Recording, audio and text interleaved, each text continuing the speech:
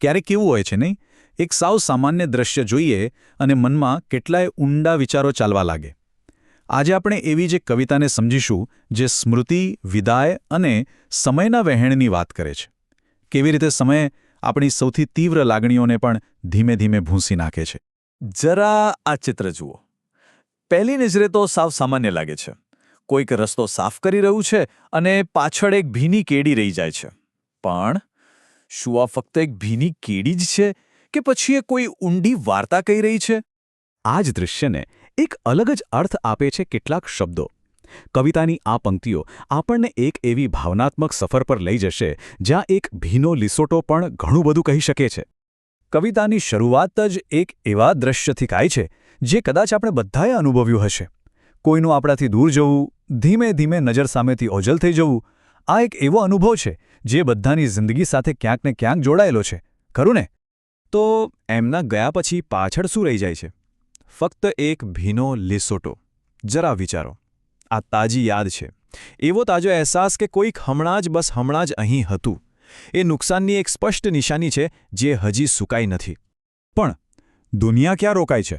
માથા પર સૂરજ તો ચમકી જ રહ્યો છે, હવા પણ વહી રહી છે. આ તો કુદરતના તત્વો છે. એમને આપણી લાગણીઓથી કોઈ ફરક નથી પડતો. એ તો તટસ્થ છે. આ એ વાતનો અહેસાસ કરાવે છે કે સમય કોઈના માટે રોકાતો નથી, પછી ભલેને ગમે તેટલું મોટું નુકસાન કેમ ન થયું હોય. અને હવે ભૂસાવાની પ્રક્રિયા શરૂ થાય છે, અને એ પણ કેટલી સૂક્ષ્મ રીતે, કેટલી શાંતિથી. ભીનાશ ધીમે ધીમે હવામાં ઓગળી રહી છે, લીસોટો પાતળો થઈ રહ્યો છે. આ પરિવર્તન એટલું ધીમું છે કે ભાગ્યે જ કોઈનું ધ્યાન જાય. અને છેલ્લે બધું જ ગાયબ. એ ભીનાશ, એ નિશાની, હવે કોઈ રંગ નથી, કોઈ સુગંધ નથી. જે વસ્તુ એક સમય એકદમ સ્પષ્ટ હતી, હાજર હતી, તે હવે સંપૂર્ણપણે અદૃશ્ય થઈ ગઈ છે, જાણે કે હતી જ નહીં. તો સમજી ગયા? આ ભીનો લીસોટો અને એનું ગાયબ થવું એ માત્ર એક દ્રશ્ય નથી, પણ એક શક્તિશાળી રૂપક છે. અને અહીંથી જ આ કવિતા શોક અને સ્મૃતિ જેવી ગહન માનવ લાગણીઓ સાથે જોડાય છે. ચાલો એને સરળ રીતે સમજીએ. આ ભૂંસાતી ભીની કેડી શું છે? એ છે કોઈ પ્રિયજનને ગુમાવ્યા પછીનું તીવ્ર, તાજું દુઃખ અને એની યાદ.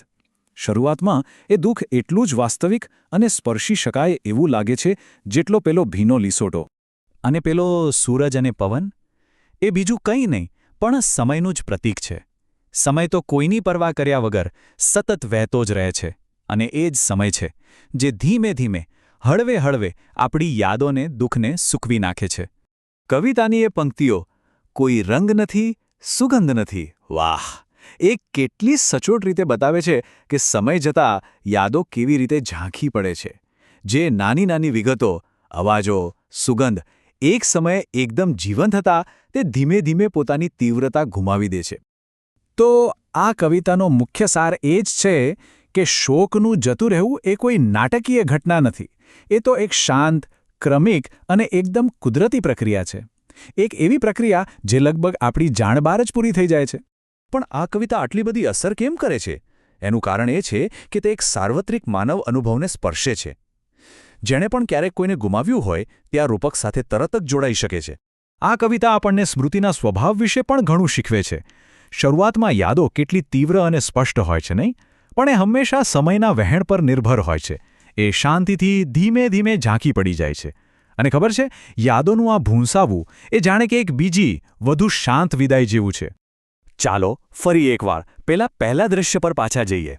કેડી ભલે ભૂસાઈ ગઈ હોય, પણ રસ્તો તો હજી ત્યાં જ છે. એ આગળ વધે છે. અને આ જ તો એક કડવી પણ સાચી વાસ્તવિકતા છે. જીવન આગળ વધતું જ રહે છે, ભલે આપણી સૌથી તીવ્ર યાદો સમયની સાથે ઝાંખી કેમ ન પડી જાય. અને અંતે આ કવિતા આપણને એક બહુ જ ગહન પ્રશ્ન સાથે છોડી જાય છે. જ્યારે બધી નિશાનીઓ, બધી તીવ્ર યાદો ભૂસાઈ જાય છે, ત્યારે ખરેખર પાછળ શું બચે છે? આ એક એવો સવાલ છે જેનો જવાબ કદાચ દરેકને પોતાની અંદર, પોતાની સ્મૃતિઓની ભૂસાયેલી કેડી પર ચાલીને જ શોધવો પડે છે.